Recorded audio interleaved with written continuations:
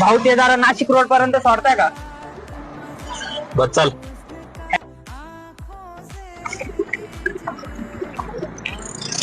Nashik road सोडता का?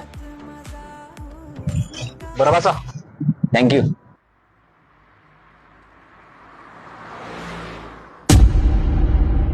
मला लिफ्ट दिली, याला लिफ्ट दिली. हे दोघं जरा सारखेच दिसतंय. यांचा तर काही प्लॅन नाही ना मला किडनॅप करायचा. अरे बापरे, आता काय करू? एकमेकाला बघून हसले का बरं? आधी हा बसला मग तो बसला.